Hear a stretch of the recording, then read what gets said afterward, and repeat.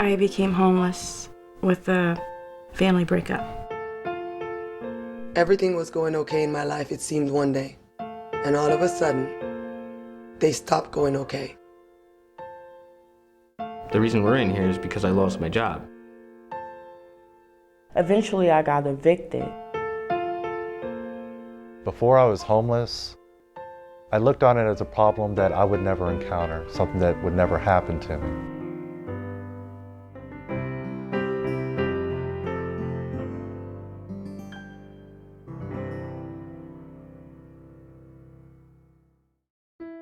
Someone who is in a homeless situation is in a situation.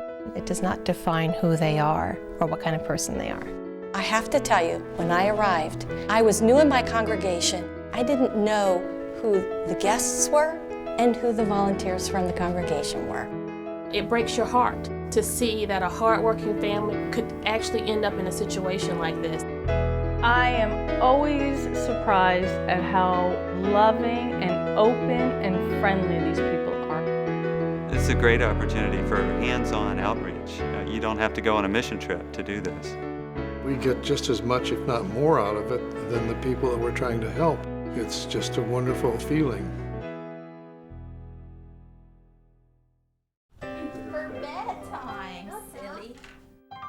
The Interfaith Hospitality Network is a partnership among congregations, volunteers, and agencies that gives homeless families the support they need to secure safe, affordable housing and regain their sustainable independence. I was in the military for 14 years and I'd gotten out.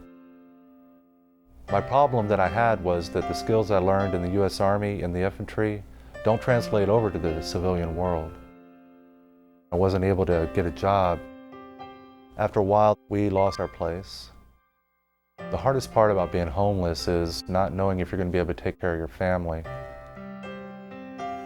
Families are the fastest growing segment of the homeless population. They have nowhere to turn. Shelters across the country are full, and those shelters that can take families in, often they split up moms and dads. Moms and children go to one shelter, and dads and boys over the age of 12 have to go to another. That's even if they can find shelter. And to think we have congregations, churches, synagogues, and mosques across this country that can make a difference, and what a difference they can make when they open their doors.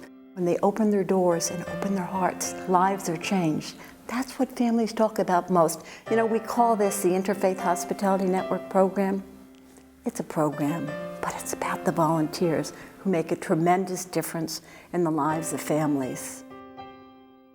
For a congregation to be able to share their facilities, not as a shelter, but as a home to someone, that's really, I think, what the important thing is. That's what's meaningful about IHN. That's what's different about IHN. We're providing homes for homeless people, not shelters.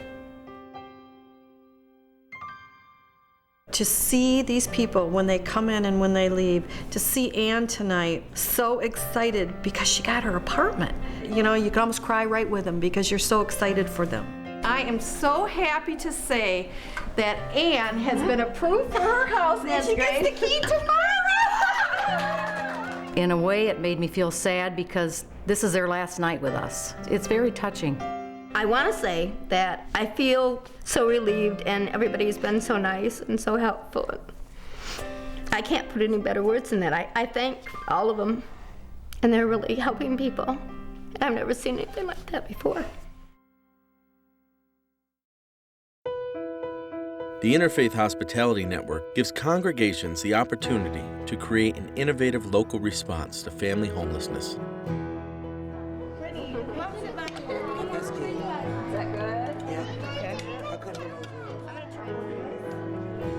The people coming in and spending their time with us and cooking the meals for us have been a great help. Often when we talk about a program like this, we think about, I'm an awfully busy person, I've got a lot of things to do. So when I tell people about why they might want to be part of Family Promise, I'll talk about how it's a chance to live out your faith. On Sunday mornings and in other contexts, we talk a lot about serving God. This is a way you can actually do it. I think that IHN takes a big responsibility in these people's lives. So for me to do my little part that I can make a dinner, come, spend some time with people, feed them, is wonderful. So I feel like it's a minimal effort for such an enormous return. Every congregation only hosts about 4 or 5 times a year. That makes an easy job to volunteer for.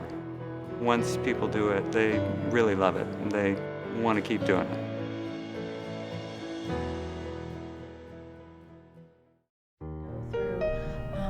What's so wonderful about the program that it involves so many people? I think it's one of the best outreach programs a church or synagogue can have. You can see how much it means by the outpouring of volunteers, people making food, people coming to have fellowship with the families that are visiting. It's a way that we all kind of band together for a really good purpose.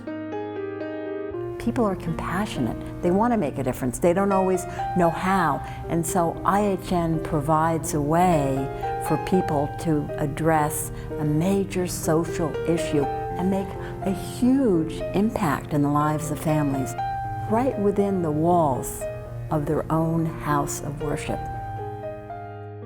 They're friendly. They're giving us the support that we need to keep doing what we have to do to stand on our own feet. Guess what? What? I'm gonna start working tomorrow. Woohoo! Now I'm gonna now I'm gonna go to my new house. Yeah, we're gonna go to the new house soon.